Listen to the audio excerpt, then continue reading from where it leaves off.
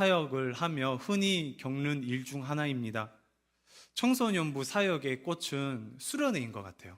그 수련회 때 많은 학생들이 하나님의 은혜를 경험하곤 합니다. 이 학생이 기도할까 이렇게 생각하면서 수련회를 함께 갔었는데, 그런 학생들이 기도하지 못할 것 같은 학생들이 기도가 터지고 은혜를 통해서 하나님께 울면서 회개하는 것을 종종 보곤 합니다. 회개하고 울며 기도하는 것을 봐서 참 기분 좋게 그 친구들과 헤어지면요, 참 신기한 것은 몇 주 지나지 않아 학생들이 집으로 돌아갔을 때 다시 삶이 무너지는 것을 볼 수 있어요. 학생들은 받았던 은혜의 감격이 있음에도 불구하고 쉽게 삶에서 무너집니다. 야한 동영상을 보면서 무너지고요, 게임을 하면서 무너지고, 친구들 때문에 무너지고, 부모님과 다투면서 무너지는 것을 보곤 합니다. 한 학생과 신방했던 것이 기억이 나요. 수련회 끝난 후 일주일 채 되지 않았는데 그 학생이 은혜를 많이 받아서 이렇게 은혜를 나누려고 신방을 했습니다. 일주일 채 지나지 않았는데 그 학생이 참다 못해 야동을 클릭했다고 그렇게 얘기를 하는 거예요. 그런 자신을 보면서 다시 무너져서 너무 속상하다고 저에게 고백했던 그런 기억이 있습니다. 수련회 동안 그 문제를 가지고 좀 이길 수 있는 힘을 달라고 기도를 했는데 일주일을 견디지 못하고 무너졌던 자신의 모습을 자책하던 그 모습이 아직 기억에 납니다. 사실 여러분, 하나님의 은혜를 경험하면 죄를 좀 안 지어야 되는 거 아닙니까?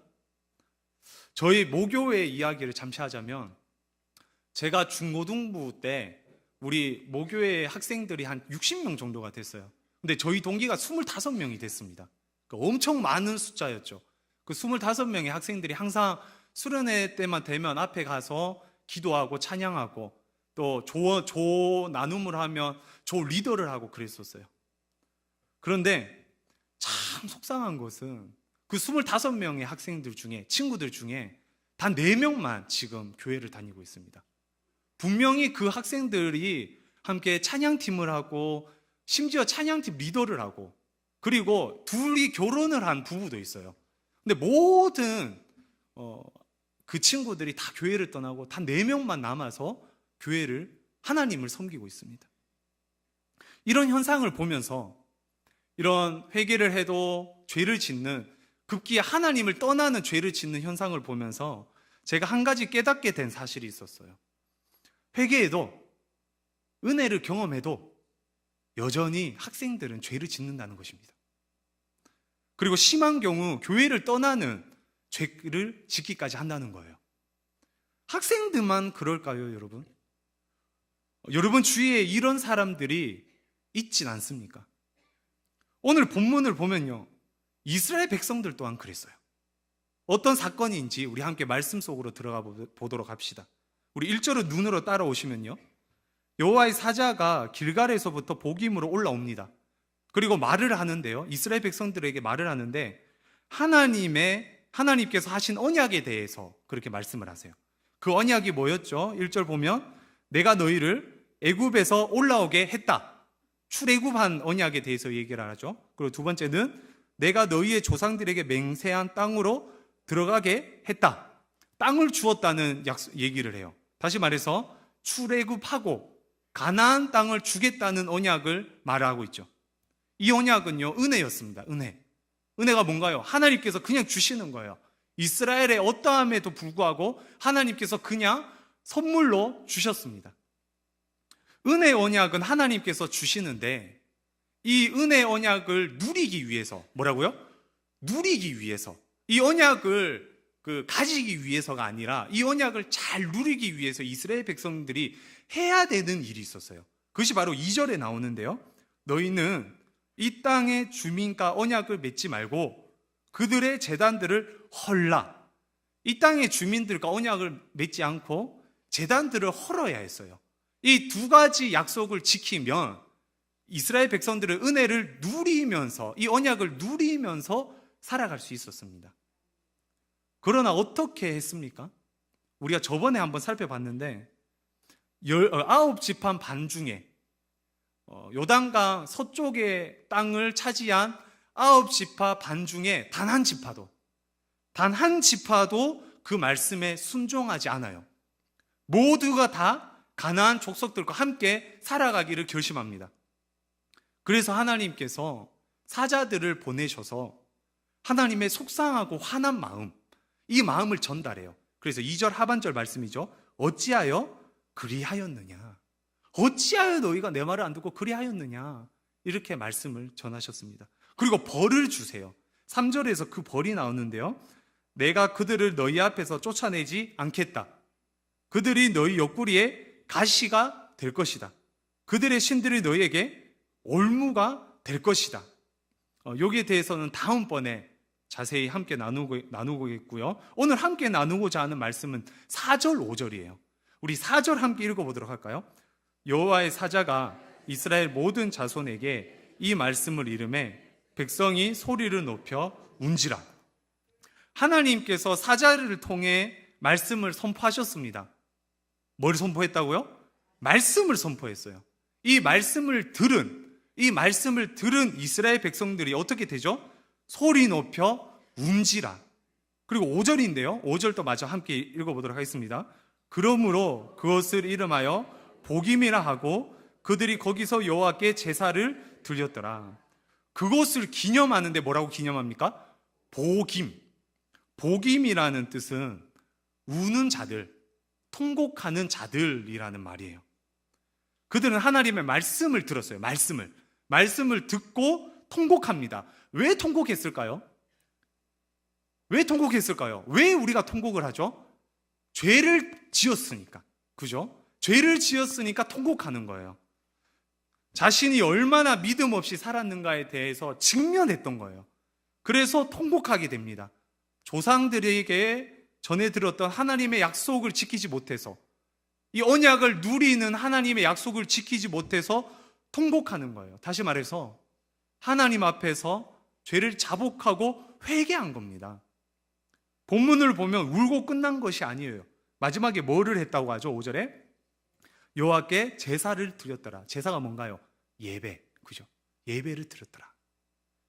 사랑하고 존경하는 신정환 목사님, 우리 신정환 목사님께서 회개에 대해서 이렇게 정의한 적이 있었어요. 회개는 죄를 고백하고 하나님께 고백하는 거다, 이렇게 정의를 하더라고요. 오늘 본문에 나오는 백성들은 어땠나요? 분명 통곡하면서 하나님 앞에 죄를 고백했습니다. 그리고 예배를 드리면서 하나님께 고백했습니다. 그리고 그것을 기념하면서 자손들이 이걸 알아라 하는 마음이 있었어요.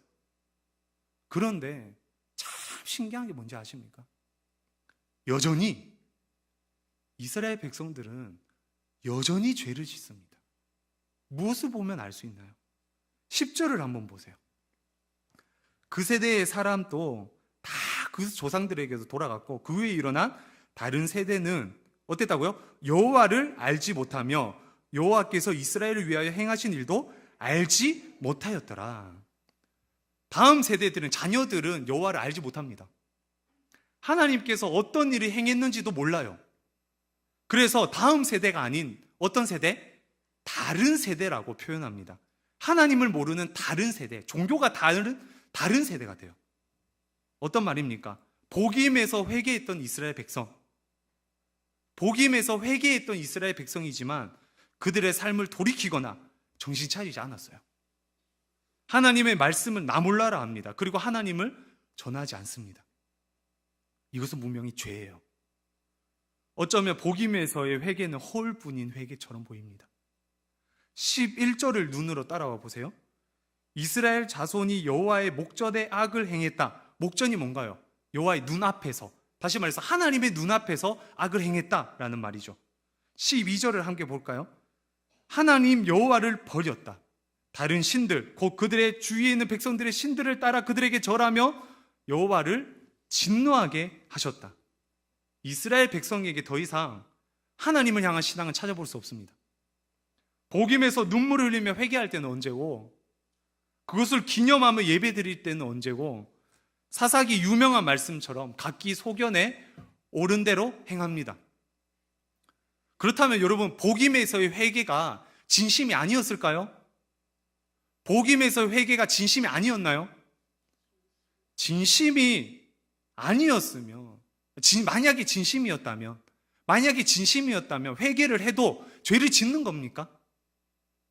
저는 그 시간 그 장소에서 있었던 일은 분명 회개였다고 확신합니다.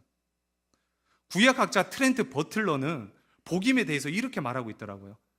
하나님의 심판의 사자 앞에서 죄를 깨닫고 슬픔과 제사를 통해 반응했다. 그런데 회개하는 백성들이 정치적으로, 종교적으로 실패한다. 회개 후 하나님께 제물을 드리며 예배를 드렸습니다. 그러나 그들의 신앙은 곧바로 실패합니다. 회개 후 하나님께 제물을 드리고 예배를 드렸는데도 불구하고 실패하는 거예요. 저는 여기서 놀라운 사실 하나를 공유하고자 합니다. 회개해도 여전히 죄를 짓습니다. 아무리 회개하고 아무리 하나님 앞에 뒹굴어도 인간의 추악한 모습은 여전히 우리의 삶에 고스란히 남아있어요. 회개한 성도들도 죄를 짓습니다. 육체적으로나 정신적으로 아직 성숙하지 않은 청소년들만 죄를 짓나요? 사사기의 이스라엘 백성들, 구약 성경의 이스라엘 백성들만 죄를 짓나요? 아닙니다.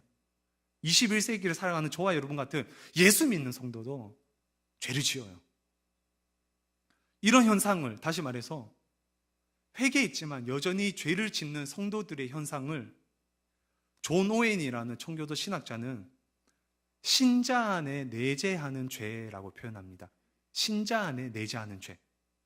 신자 안에 죄가 잠재되어 있다라는 거예요. 내재되어 있다, 잠재되어 있다라는 겁니다. 말이 됩니까? 신자 안에 예수가 잠재되어 있어야지 죄가 잠재되어 있대요. 여러분, 회개하면 죄를 짓지 않아야 되는 거 아닙니까? 복임에서 그렇게 외치고 울었으면, 하나님께 예배를 드리기까지 했으며, 하나님께 꼬백했으면 죄를 안 지어야 되는 거 아닙니까? 그런데 죄를 지어요. 저와 여러분들도 회개해도 돌아서서 죄를 짓습니다. 부인할 수 없는 사실이에요. 저와 여러분 같은 무명의 그리스도인, 성경에 적히지 않는, 그리고 소위 한국에서도 모르고 아무도 몰라주는 그런 무명의 그리스도인들만 이런 삶을 살아갈까요? 아니에요. 다윗은 어땠습니까? 다윗은 유명한 사람이었어요. 다윗 모르는 사람이 어디 있습니까? 그리스도인뿐만 아니라 비그리스도인도 다윗을 알고 있어요. 다윗은 아기 예수님의 조상이었습니다. 이스라엘의 최고의 왕이었습니다. 다윗이 얼마나 대단했습니까? 시편을 보면요, 다윗이 구약 시대인데도 불구하고 그리스도를 보고 있어요. 믿음의 사람이었습니다. 그런 다윗도 죄를 짓습니다.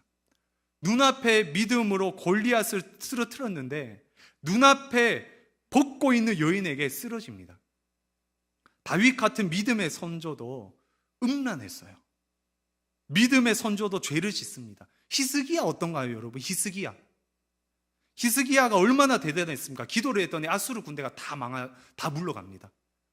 기도로 병을 낳았어요. 히스기야야말로 기도의 왕이었습니다. 그런 그가 말년에 하나님께서 주신 생명을 가지고, 연장시켜 주신 생명을 가지고 죄를 지어요. 자신의 왕궁과 창고 모두 바벨론 사신들에게 보여줍니다. 하나님께서 그렇게 주셨는데도 자기가 취했냔 마냥 교만해져서 죄를 짓는 거예요. 나이가 많았는데도 죄를 짓는 거예요. 결국 그의 죄로 인해 이스라엘이 형벌을 받게 됩니다.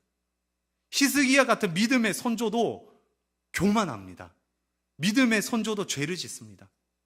여러분, 우리가 잘 알고 있는 노아는 어땠습니까? 노아에 대해서 창세기에서 표현하는데요, 하나님께서 의인이고 당대의 완전한 자고 하나님과 동행했다라고 표현해요. 놀라운 표현입니다, 여러분. 그는 홍수로 모든 인류, 동물, 식물, 이 나라가 뒤집히는 걸 봤어요. 그런 그가 포도를 경작하다가 포도주에 취합니다. 술에 정신없이 취해버려요. 한두 번 먹어본 솜씨가 아닙니다. 벗고 잠을 잤어요. 노아 같은 믿음의 선조도 술을 마시고 취하고 뻗을 때까지, 필름 끊길 때까지 술을 먹습니다. 믿음의 선조도 죄를 지어요. 이렇게 유명한 믿음의 선조도 죄를 짓습니다. 동일하게 믿음의 성도도 죄를 짓는 거예요. 여러분, 죄를 합리화하자는 것이 아닙니다. 저와 여러분은 죄인이라는 것을 깨달아야 합니다. 뼛속까지 죄인이에요. 죄인이 아니라고 말할 수 있나요? 절대 없습니다. 인간의 두 분류가 있어요. 죄인인 줄 아는 죄인과 죄인인 줄 모르는 죄인. 결국에 다 죄인이에요. 말씀에서도 이렇게 말하고 있지 않습니까? 요한일서 1장 10절 말씀입니다. 우리 함께 읽어볼까요? 만일 우리가 범죄하지 여기까지 우리가 범죄하지 아니하였다면, 죄가 없다고 하면 하나님을 거짓말하는 이로 만든다 합니다. 다시 말해서 예수 믿는 성도, 여기서 우리는 예수 믿는 성도죠. 예수 믿는 성도도 죄를 짓는 것하는 것을 말하고 있죠. 로마서 7장 19절에서 뭐라고 말합니까? 내가 원하는 바 선은 행하지 아니하고 도리어 원하지 아니하는 바 악을 행하는도다. 사도 바울도 원하지 않지만 죄를 짓는다라고 말씀하고 있어요. 여러분, 죄는 우리가 피할 수 없는 것 같습니다. 죄를 피할 수 있는 방법이 있습니까? 있으면 좀 가르쳐 주세요. 숨 쉬는 것처럼 자연스럽게 되는 게 죄 짓는 거예요. 사람에게는 오감이 있습니다. 오감 아시죠? 우리 오감 중에 우리가 마음대로 조절할 수 있는 것들이 있어요. 시각이나 촉각이나 미각, 이런 것들은 우리가 어느 정도 절제할 수 있습니다. 안 보면 그만이고, 안 만지면 그만이고, 안 먹으면 그만이에요. 그런데 여러분, 청각은 어떻습니까? 청각을 마음대로 우리가 조절할 수 있나요? 이렇게 설교 시간에 설교를 듣다가도 폰 소리가 들리면 어때요?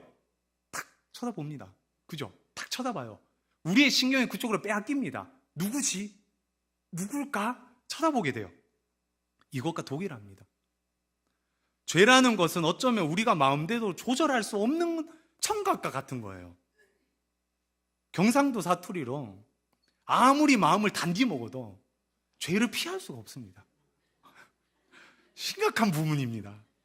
소리가 나면 신경이 빼앗기는 것처럼 죄 앞에서 우리의 몸과 마음은 자연스럽게 반응해요. 여러분, 욕심을 마음대로 조절할 수 있었나요? 여러분, 음란은 마음대로 조절할 수 있었나요? 미워하는 마음을 우리 뜻대로 조절할 수 있었나요? 기도해 보세요. 더 생각나요. 절대로 조절할 수 없습니다. 갑자기 내 생각을 침투하는데요, 갑자기 내 마음을 빼앗아 버립니다. 말로만 표현하지 않을 뿐이지, 행동으로만 행하지 아니하는 것 뿐이지, 우리도 똑같은 죄인이에요. 그래서 50보 100보라고 말하죠.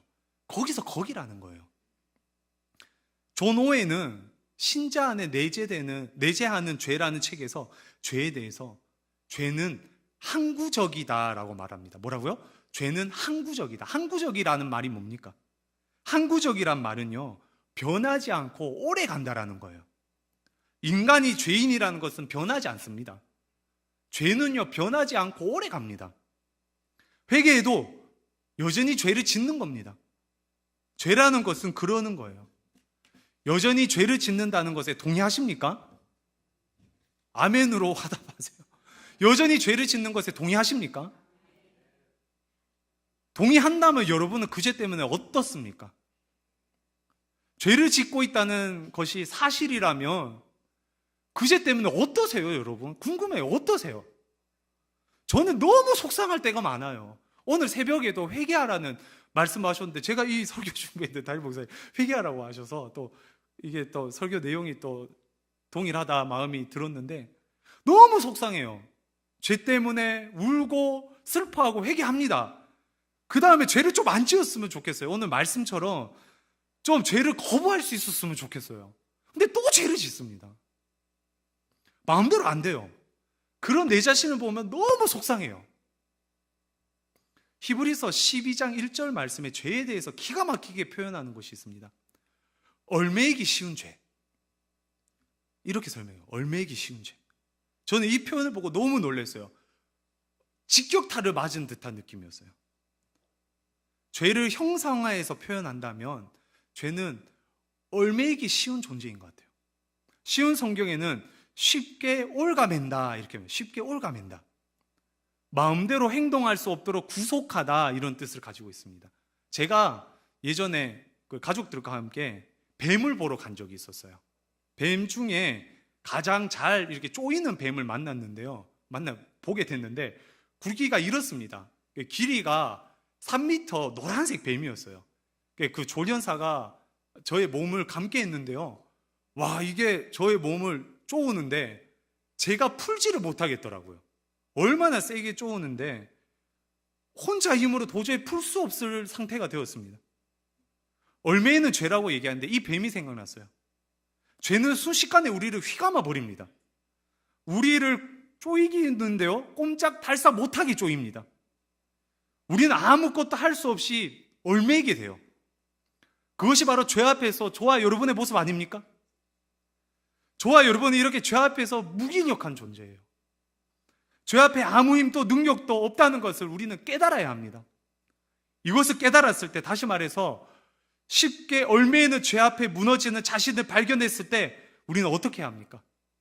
히브리서 12장 2절 다음 절 말씀에 그 해결 방법을 알려주고 있어요. 뭐죠? 믿음의 주요 또 온전하게 하시는 이인 예수를 바라보자. 예수님이 누구라고요? 믿음의 주 또 온전하게 하시는 이. 할렐루야. 우리를 온전하게 하시는 예수님을 바라보는 것이 바로 얽매이는 죄에서 자유하는 유일한 방법이라는 것입니다. 예수님은 우리를 온전하게 하는 분이십니다. 우리를 온전하게 하시는 이인 예수님을 바라봅시다. 그것이 바로 뼛속까지 죄인인 저와 여러분이 할 수 있는 유일한 탈출구예요. 초대교회 최고의 신학자 어거스틴, 그는 죄에 대해서 선의 결핍이라고 말합니다. 사람은 이런 악한 의지 때문에 죄를 짓는다라고 얘기를 해요. 그래서 반대로 이 선한 의지가 있어야지 죄를 짓지 않는다라고 얘기를 합니다. 어거스틴의 표현으로 죄를 짓는다는 것은 이 악한 의지 때문이고 선한 의지의 결핍이다 이 얘기예요. 그래서 선한 의지의 결핍, 즉 선의 결핍이 죄다 이렇게 얘기를 합니다. 따라서 사람이 죄를 짓는데 뭐가 필요할까요? 선한 의지가 필요한 거예요. 선한 의지. 그렇다면 이 선한 의지는 어떻게 하면 생깁니까? 어떻게 하면 선한 의지가 생깁니까? 어거스틴은 이 선한 의지를 가질 수 있는 키를 바로 은혜라고 합니다.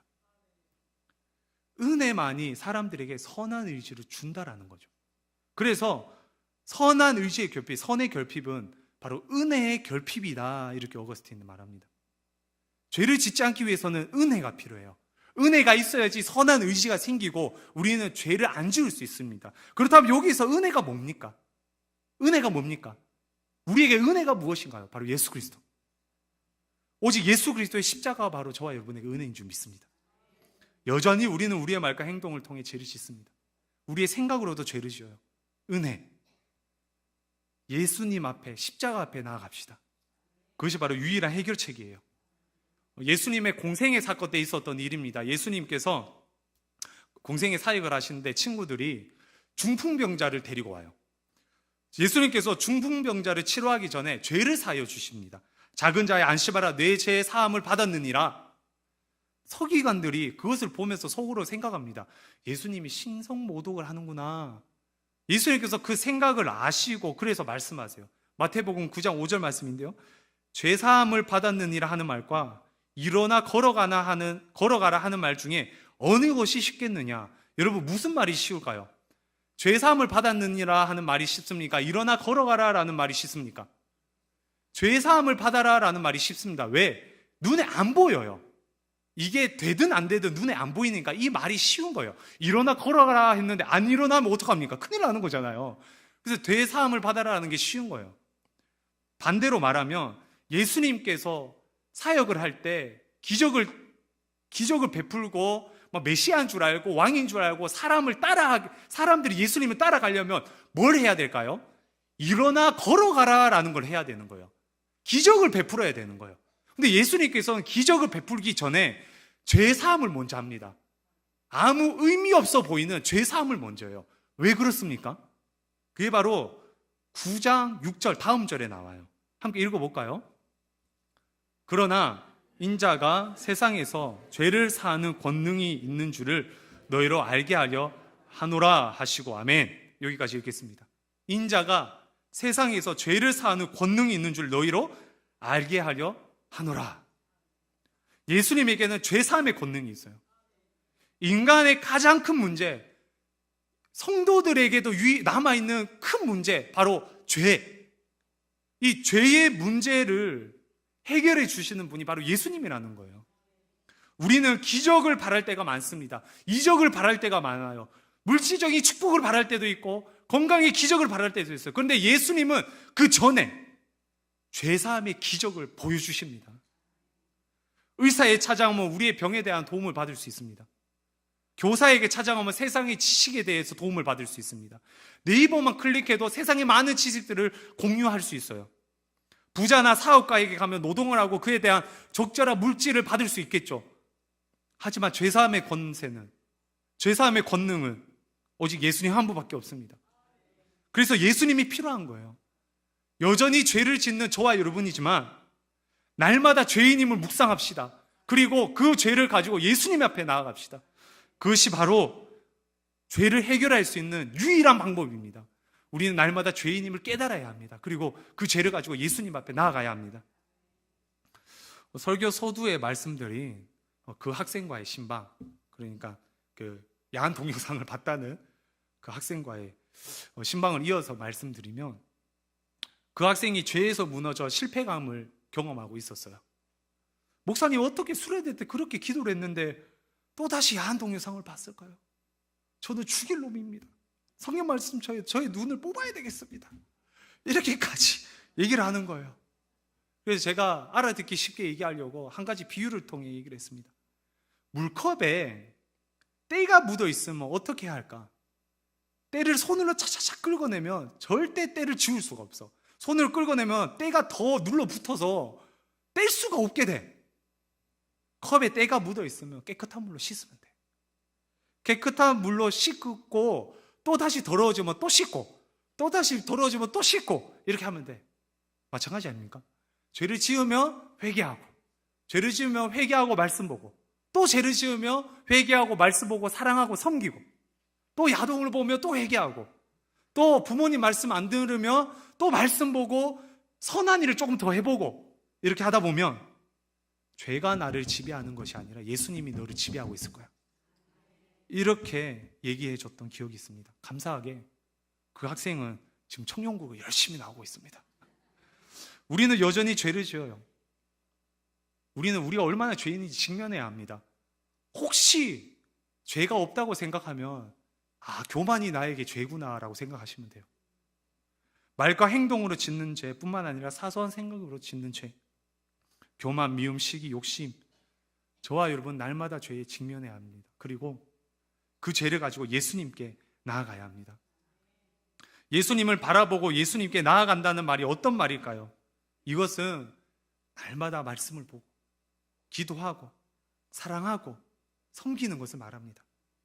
세일에도 나오고 수요 기도에도 나오고 70이 전도대도 나오고 열심히 주님을 위해 사는 거예요. 직장 생활에 미운 사람이 생기면 다시 따뜻한 커피 사주고 시원한 커피 사주고 이렇게 더 섬기는 겁니다. 그러다 보면 죄가 아닌 예수님이 우리의 삶을 지배하게 될 것입니다. 며칠 전 제가 적은 다이어리를 읽다가 사역 1년 차 때 적었던 글이 있었어요. 글의 내용은 이렇습니다. 전도사가 된 지 어느덧 1년, 변화되지 않는 본능, 변화되기 싫은 욕심, 변화할 수 없는 내 자신을 보면서 매 순간 전도사라는 호칭이 부끄러워진다. 한 주에 100번 이상 듣는 전도사라는 호칭, 그 말을 듣고 싶어서 투자했던 모든 것, 희생했던 모든 것이 매 순간 부끄러워진다. 그래서 주님을 찾는다. 사역한 지 어느덧 10년을 향해 가고 있습니다. 아직까지 아기 목사입니다.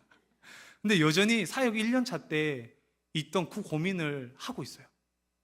나는 왜 이럴까? 모든 것을 포기하면서 목사가 됐는데, 사역을 시작했는데 왜 또 포기하지 못하는 뭔가가 또 생길까? 당연히 상대적으로 덜 짓는 죄가 많아졌어요. 당연히 상대적으로 죄를 또 안 짓는 것도 있어요. 그런데 새롭게 생긴 죄들이 있어요. 살면서 새롭게 생긴 죄들이 막 나오더라고요. 이렇게 죄에서 벗어나지 못하는 저를 발견하고 속상하고 힘들어하는 저 자신을 볼 때 한 번은 이런 생각을 했어요. 예수님께서 나를 전적으로 지배하는 그날이 오지 않을까. 그것을 바로 영화라고 하죠. 오직 예수님께서 저를 전적으로 지배해서 죄를 지었다 말았다 이게 아니라 예수님께 사로잡혀 그렇게 사는 날이 오지 않을까. 소요리 문답 37문의 질문이 이런 거예요. 신자가 죽을 때 그리스도에게서 무슨 유익을 받는가? 죽을 때 어떤 유익이 있냐면, 신자가 죽을 때 그 영혼이 완전히 거룩하게 되어 즉시 영광 중에 들어간다. 할렐루야. 영혼이 완전히 거룩하게 돼서 죄와 싸울 필요 없이 즉시 영광 중에 들어간대요. 그리고 38문의 질문이 이런 거예요. 신자가 부활할 때 그리스도에게서 얻는 유익이 무엇인가? 신자가 부활할 때는 영광 중에 다시 살아남을 입어 심판날에 밝히 안다 하심과 예수님에 대해서 밝히 알고, 그리고 죄 없다 하심을 받고 완전히 복을 받아. 무슨 복일까요? 거룩하게 되는 복. 이 거룩하게 되는 복을 받아 영원토록 하나님을 흡족하게 즐거워하는 것이다. 제가 천국에 갔을 때 완전히 그리스도와 연합하게 되어 완전히 거룩하게 된다는 거예요. 예수님이 재림했을 때 저희 육체까지 완전히 거룩하게 되는 복을 받게 된다는 거예요. 죄와 고민하지 않는 날이 옵니다, 여러분. 너무 행복하지 않습니까? 죄와 고민할 필요가 없는 그 날이 온대요. 언제? 최후에 예수님이 오실 그날. 너무 기대돼요. 저는 아직 상상력이 부족해서 어떤 상태인지 감을 못 잡겠어요. 내가 죄가 없어진다, 욕심이 없어지고 죄가 없어진다, 도저히 상상이 안 갑니다. 그런데 이게 신비겠죠. 신비. 믿음으로만 보게 돼요. 근데 이 믿음으로 보게 되는 그날, 온전히 예수 그리스도께서 저를 지배해서 예수 그리스도와 함께 살아가고 죄가 없이 완전히 거룩한 복을 누리게 되는 그날을 기대합니다. 빌립보서 3장 21절 말씀인데요, 우리 함께 제가 읽겠습니다. 우리의 낮은 몸을, 여기서부터 읽어볼게요. 우리의 낮은 몸을 자기 영광의 몸의 형체와 같이 변하게 하시리라. 할렐루야. 우리의 죄 많은 몸을 자기의 영광의 몸처럼, 죄가 하나도 없는 몸처럼 그렇게 변하게 하신대요. 죄가 완전히 사라질 그날을 가슴에 품고 이 세상에도 예수님께 지배당하는 저와 여러분들 되시기 주님의 이름으로 축원합니다. 말씀을 맺겠습니다. 회개를 했음에도 성도는 여전히 죄를 짓습니다. 이스라엘 백성도 죄를 지었고 저와 여러분도 여전히 죄를 지어요. 날마다 죄를 발견하시기 바랍니다. 여전히 짓는 죄를 발견할 때 여전히 예수 그리스도가 필요하다는 것을 알게 돼요. 저와 여러분은 여전히 예수 그리스도 없으면 살 수 없는 존재입니다. 여전히 죄를 짓는 죄인이지만 여전히 십자가가 필요하다는 것을 깨닫고 십자가 앞에 나아가는 것뿐만 아니라 완전해지는 그날을 기대하고 소망하는 신의 귀한 성도님들 되시길 주님의 이름으로 축원합니다. 우리 들은 말씀을 생각하면